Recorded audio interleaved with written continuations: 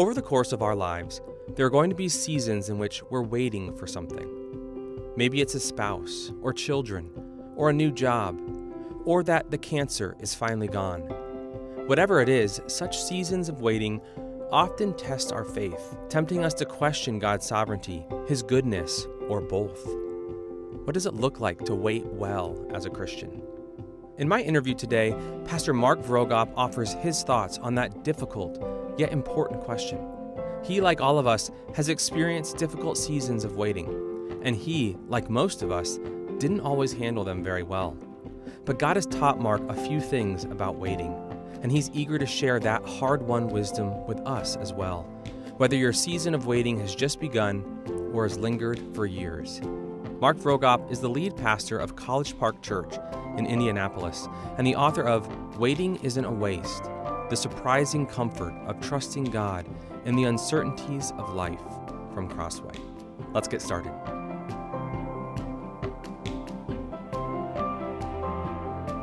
Mark, thanks for joining me again on the Crossway podcast. Matt, it's great to be on the program here with you today. So, Mark, we all know that it's possible to waste our time. And I think that's a common struggle that we have, time wasting. And I think many of us would feel the urge to fight against it. We know it's not a good thing to waste our time. But in your new book, you are raising the alarm about another danger of wasting something that we all experience, but maybe one that we don't think as much about, wasting our waiting. So I wanted to start us off. Why did that topic, the idea of wasting our waiting, feel urgent to you? Because I stink at waiting. And I wanted to get better at this idea in the Bible that's just all over the place of calling people to wait on the Lord. I mean, there's like enormous promises, like Isaiah 40, they who wait on the Lord are going to renew their strength. They're going to mount up with wings like eagles. They're going to run and not grow weary and walk and not faint. I mean, what a promise.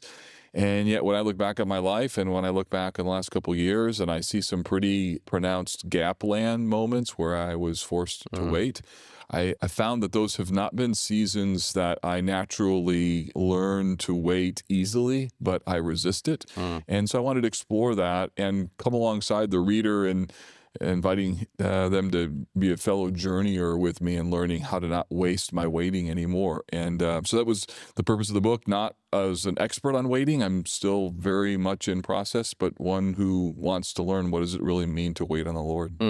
That echoes, I think, things you said about your lament book that you did, Dark Clouds, Deep Mercy, where, again, you kind of came to that saying, this is something that I need to learn first and foremost, but you're kind of sharing what you were learning as you did that. It seems like with the issue of waiting, it's one of those topics that we kind of intellectually know is important for the Christian life. We know that there are scriptures that speak to the importance of waiting, but it's one of those where it's so much easier to talk about in the abstract. But when we get into those seasons of waiting, whatever that might be, it can just be so hard to actually do that well. It is, and that's part of the challenge of even how we think about waiting. In the Bible, waiting and hope actually go together. And they're sometimes translators will take the same Hebrew word and they'll render it waiting or wait or hope or hoping. But in our modern context, waiting and hope are not connected at all. In fact, you ask most people, hey, is waiting hopeful? People are like, no, it's awful. It should be avoided and prevented at all cost. And so there's an opportunity, though, that the Bible talks about that God is able to meet us in those gap moments, and we're able to think and consider who He is. And I think that's one of the reasons He's built gaps into our lives, is if we got everything we wanted and we got it in the timing with which we expected it, just think how awful we would be. Waiting is a reminder, I'm not in control of my life. And that happens all the time, that this reminder is there. And I think it's an opportunity for us to shift our focus from, I don't know what's true about my life, to here's what is true about God. And that's how I define waiting in the book, learning to live on what I know to be true about God when I don't know what's true about my life. Yeah. So what are some of the gap moments that you've experienced over the last few years that kind of come to mind as you think about this topic of waiting? Yeah, one of the big one was actually when we think about the subject of lament after the loss of our daughter in 2004 and then multiple miscarriages. Finally, my wife and I were pregnant again, and we had to wait for 9 months. And this time, though, we weren't grieving, but we were really wrestling, knowing that the previous pregnancy, only a few days before delivery, had ended in death. And so here we are, just waiting for our daughter to be born. And by God's grace, she's 18 years old. And so that was a really important moment of waiting. And then I think about the last number of years, just in church and pastoral ministry, like with the global pandemic and all the things that kind of circled around that global experience, there were so many things that were just very much out of our control, my control. And I found those moments so filled with tension and so filled with difficulty that I had to relearn, if you will, how to take those gap moments, see them as good, and realize that there are things that God is teaching me through this. It's uncomfortable. I don't like it. But instead of resisting it, I need to embrace it. And two facets of waiting that I feel like I'm hearing from you. I've probably only thought of more of one than the other. Waiting entails this kind of delayed reception of something good that we want, right? There's this delay. It's a gap. But I also hear a little bit from you that so often in our waiting, there's often this sense of uncertainty. We're not actually sure how things are going to turn out. Things could go wrong, perhaps. I think of the story of your daughter. Right. How big a factor is that, the uncertainty about the future that is part of what makes waiting so hard? I think it's right dead center in it, because waiting is challenging because it surfaces the fact that I'm not as in control of my life as what I would like to be. And as a result, we try to fill those gaps with unhelpful responses like anger. We get mad and we try to use emotion to force change, or anxiety, like I'm going to overthink about this and try and figure out how to solve this problem. Or apathy. We kind of throw up our hands and we're like, well, I'm just kind of giving up, and sort of this emotional protection. And uncertainty is in the middle of all of that, because even when we're waiting for something good, or when we're waiting for something that we desire, when you can't control when that's delivered, it just, your humanity and your limits are brought right front and center. And it's a reminder, I am not sovereign. I'm not God. And I need to be reminded who is. And that's why the Bible commends waiting on the Lord. It's a reminder of who he is when you don't know what's going on in your life. So then help paint a picture for us. What might it look like for us to waste our waiting? Yeah, to waste the waiting is to, one, see waiting fundamentally as something that should be avoided, or as bad, or as something that's inherently negative. We can waste it just because categorically we think wrongly or unbiblically about it. To be a Christian means that we're presently waiting. We're waiting for the return of Jesus. There's all kinds of things in our life that are seasons of waiting. So there can be this categorical wasting. There can be this practical wasting where all I can focus on is the fact of what I don't know. And I can try and fill that gap with all kinds of responses and reactions. And we can waste it by not intentionally waiting. God provides opportunities for us to make decisions. And sometimes we just get into a sort of a role or a decision-making urgency where we don't even stop and think, well, maybe we just need to pause and wait on the Lord for a moment. So we're missing opportunities. We're wasting the moments that are in front of us, or we see something that the Bible sees is actually good as something that's actually bad. And those are some ways I think that many of us waste our waiting.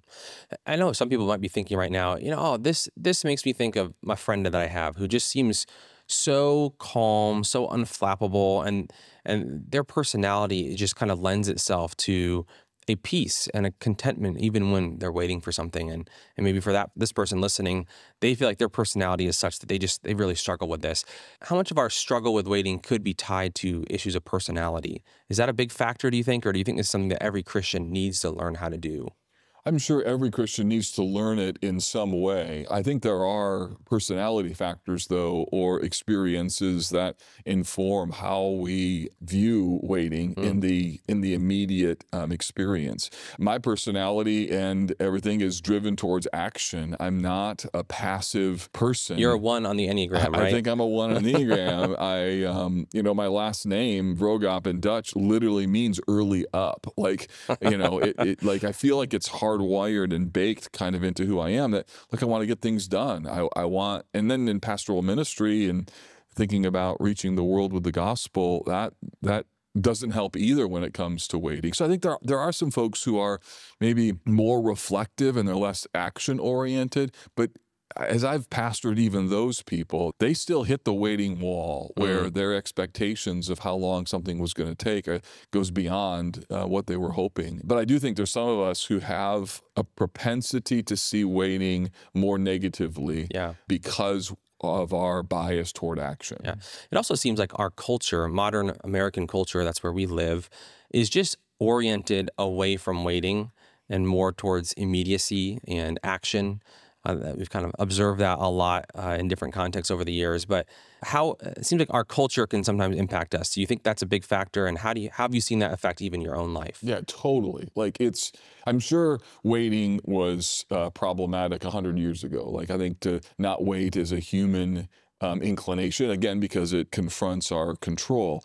But we live in an environment where, man, not waiting is monetized. And technology has allowed us to not wait a lot more than in the past. 100%. Or to pick up your phone and not wait with an answer to a question. I'm sitting in an event last night wondering, how much did it cost to build this stadium? I just can look it up and boom, there it is right in front of me. Or any question or instant accessibility to our friends or family. Hey, what time are you going to be home? And you text your spouse, and if it goes 5 minutes, I haven't heard back, I'm like a little bit annoyed. Absolutely, and so you even have particular status symbols associated with not waiting, being able to go in the fast pass line or a drive-through. We're praising fast food restaurants because the wait time is so little, and we live in an environment where just all day long we're told, directly or indirectly, waiting is something you shouldn't have to do. So then when you enter into spiritual formation that takes time, involves gaps, involves uncertainty, and those are most of the moments where real spiritual formation takes place in a beautiful and powerful way. Most of us are just really unaccustomed to that experience. We just have no clue that that's a normal part of what it means to be a human and be a Christian.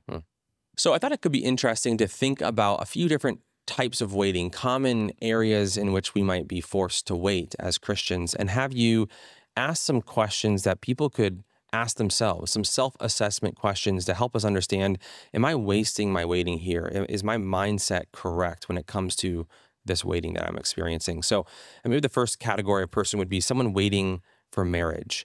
What are a few self-assessment questions you might offer to that person, even as a pastor sitting across from them, if they ask you, am I wasting my waiting? One would be just what are your expectations in terms of when you thought by what age you would be married, or your expectation of kind of what you thought your life in total was going to look like. The other one would be, is this something that you're not only praying about in terms of, God, I'd like to no longer be single, but also are you using this season to learn every lesson that God wants to teach you in it? Because that's part of the problem. And that's true with any kind of waiting, is that the shift has to take place or we'll waste our waiting if we don't turn from, I wish my life was different, or I wish I had what I was longing for, even if it's a good thing.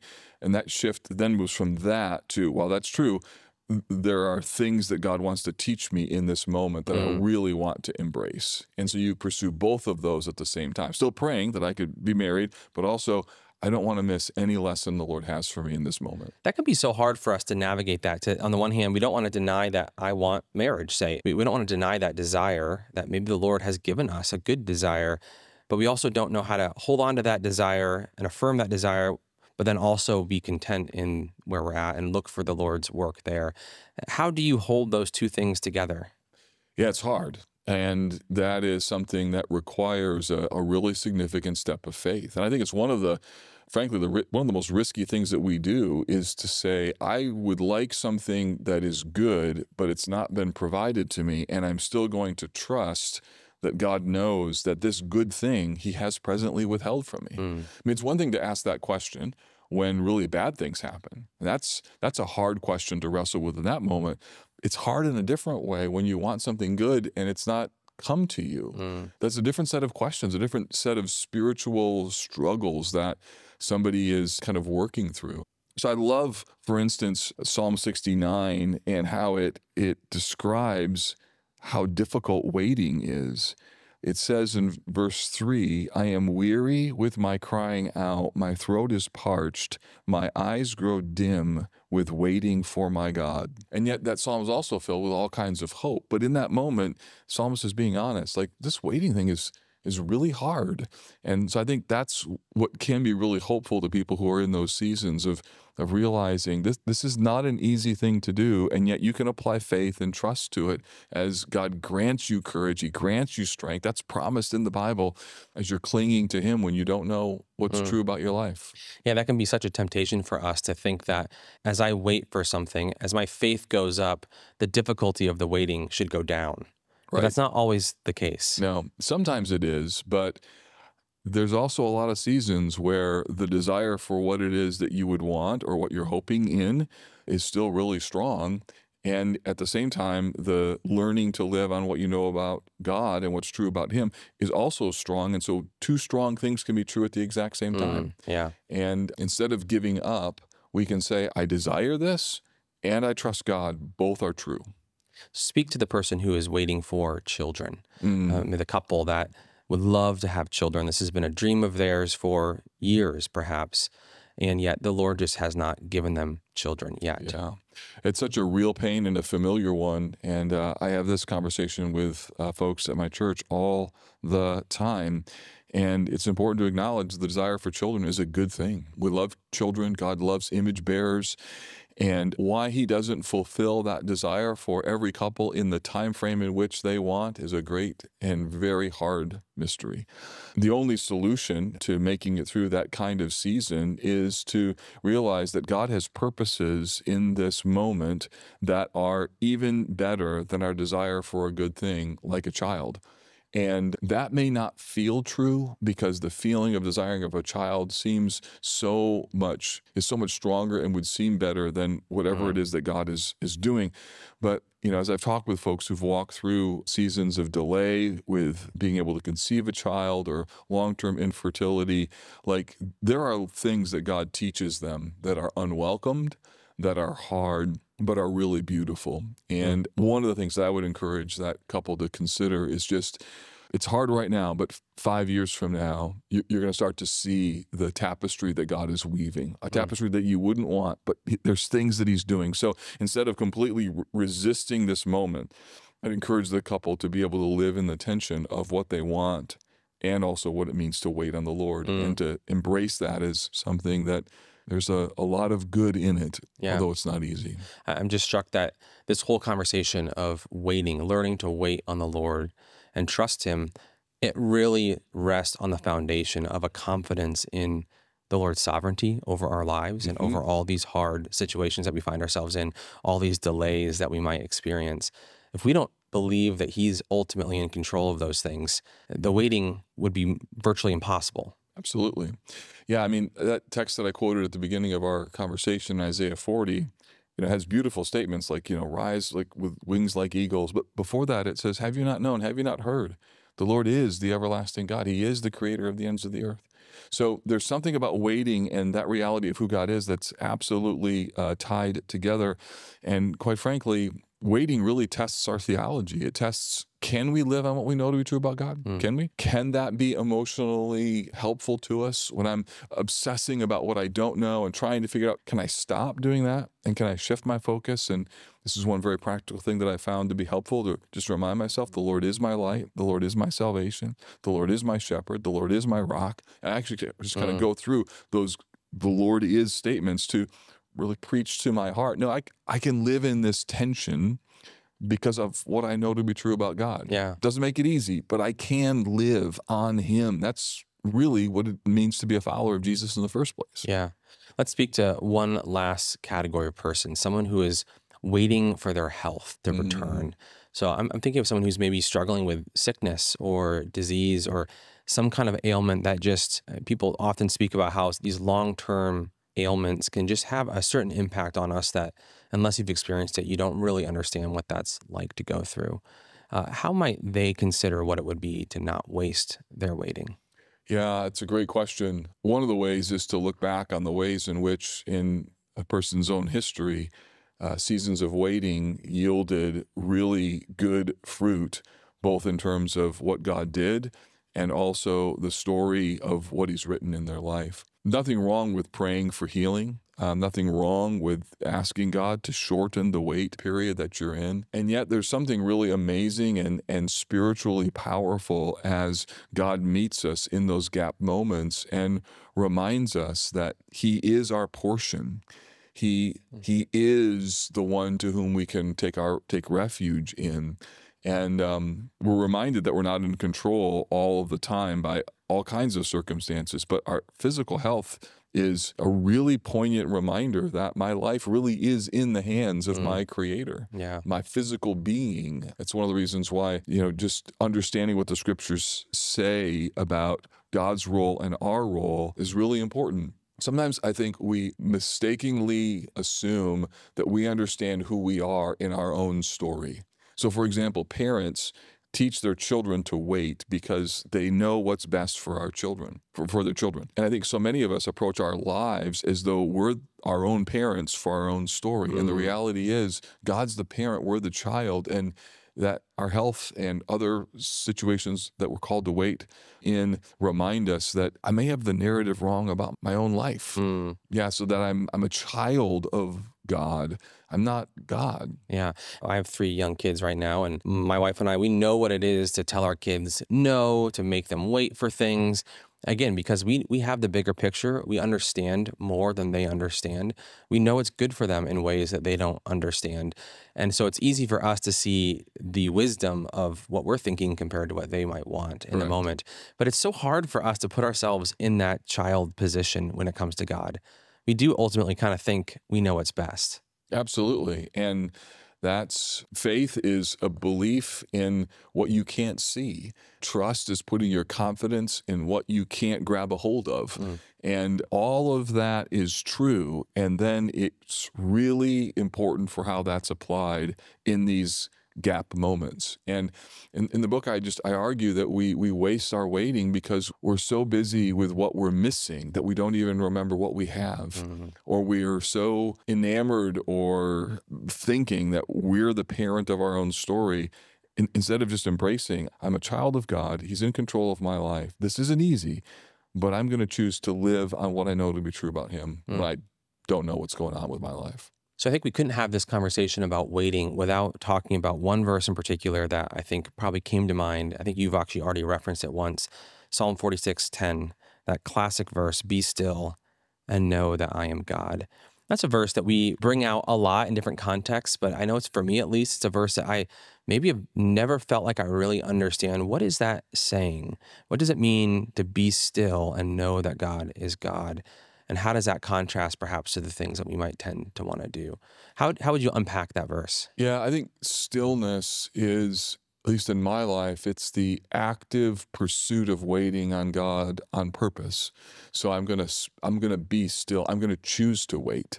So much of our experience with waiting is reactive. I'm in a gap because of some providential circumstance that's a part of my life. But I think what the psalmist is getting to there is a reminder that waiting on the Lord or being still before him is a helpful regular discipline. And just to remind us, slow down, rest your confidence in who God is.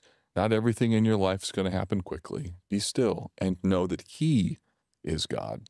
And in that way, I think stillness is a reorientation, if you will, from the busyness, the activities of life, a reminder of who we are and who God is, and that we can rest in his presence. Yeah, the stillness is meant to serve, and it's not an end in itself. It's serving this greater awareness of Godness. Right. In contrast to us. Absolutely. Yeah. How does a verse like that fit with maybe another passage like Ephesians 5:16, which speaks of making the best use of our time? There's other passages that kind of speak to the urgency with which we need to live out our lives as Christians. Is there a tension there that we need to be observing, or how would you hold those together? There certainly is a tension because, the Bible calls us to work, but then also calls us to rest. Or you think in the Old Testament example of manna had to be collected, but there was only manna for 24 hours, right? And so what's interesting in our human experience, and even what it means to be a follower of Jesus, is this interplay between work and rest, or between I've got to do something and then I have to wait. Think of the farmer, for instance. It's a great, I think, illustration. Even James uses it to talk about the value of patience. He says, consider the farmer, brothers, and plants, and then has to wait for the latter rains. The idea is that the farmer works, and then he has to wait. He has to wait patiently because there's nothing the farmer can do to make plants grow. And there's so many things in life that's 100% true about. I can do all this stuff. I've got to work. Yes, I got to redeem the time. But the entire redemption of the time is not dependent upon me. And God has space that he works in, and I have to allow him to do his work, lest I think in some way that the redemption of time is entirely up to me. Yeah. So the farmer plants, and he has to wait. And if you don't like waiting, you shouldn't be a farmer. And also, if you don't like working, you shouldn't be a farmer. So there has to be both. Yeah. Sometimes we have to wait because God has ordained our waiting and forced us to wait. And other times, and I think this is really helpful, I need to plan waiting into the equation of my work so that I'm not in my work convincing myself that it all depends upon me. Yeah. It can be such a hard line to discern, and even in our own hearts. When we're faced with a situation where we feel stuck, it's hard to always know, when should I do more? When do I have more work to do to really try to workshop this thing, to figure this out, to problem solve this delay that I've come across, versus when do I need to just, step back and allow the Lord to do his thing in his own timing and not feel like it's all on me. It seems like the line there can be a little bit blurry for us. It is. And I think every person has to figure out, and in every situation, how they're going to work out this work and wait dynamic. One suggestion would be at least my tendency would be, I work, and then when it doesn't work, I wait. So I work really hard, and then when it's not working, then I'm dealing with, okay, so now what do? I shift my doing from doing to waiting. And instead, I would commend doing something like, I'm going to work, and then I'm going to wait. I'm going to work, and then I'm going to wait. I'm going to work, and then I'm wait. Because so many people think about waiting as I'm doing nothing. Oh, in the Bible, waiting is very, very active. It's very intentional. So there's actually they're not two ends of the same spectrum, working and waiting. They actually could go hand in hand. They could go hand in hand. Or think of it as a psalmist talks about, I waited like a watchman for the morning. So think of a watchman. A watchman's job is to wait. He has a role. He's very active. He's waiting. He's paying attention. Yeah, that's his job. And so part of it is to think of ourselves not as a victim of waiting, but instead as, no, part of my employment is to be a watchman. And this is my identity. I'm a waiter. I look for God to move, and I invite him into my activity instead of seeing waiting as a default penalty box because my plan didn't work, to say, no, waiting needs to be part of the equation of how I'm doing my work. And I think that can come as we acknowledge God's sovereignty over our lives. We can affirm, God, you put me in this season of waiting. You want me in this season of waiting right now.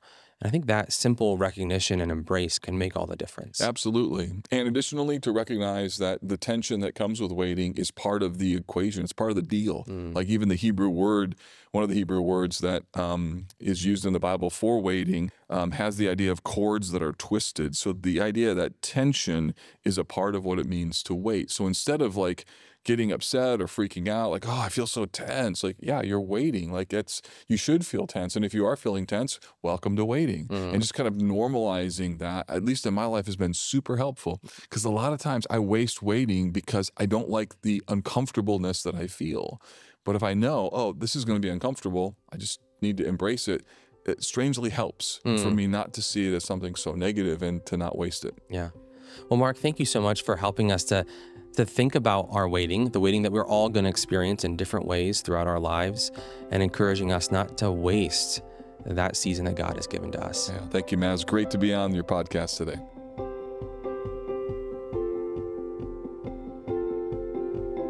That was Mark Vroegop on not wasting your waiting. For more, be sure to check out his new book with Crossway, Waiting Isn't a Waste: The Surprising Comfort of Trusting God in the Uncertainties of Life. Pick up a print copy of the book for 30% off, or get the ebook or audiobook for 50% off directly from Crossway by visiting crossway.org/plus. If you liked this interview, check out a conversation I had with Aimee Joseph entitled, "Why is Making Decisions So Hard?" To listen, click the link in the show notes or search for the episode in Apple Podcasts, Spotify, or wherever you listen. For more audio content like this, subscribe to the Crossway Podcast on Apple Podcasts, Spotify, or your favorite podcast player. If you enjoyed this episode, consider sharing it with a friend and leaving us a review. Crossway is a not-for-profit Christian ministry that exists solely for the purpose of proclaiming the truth of God's Word through publishing gospel-centered content.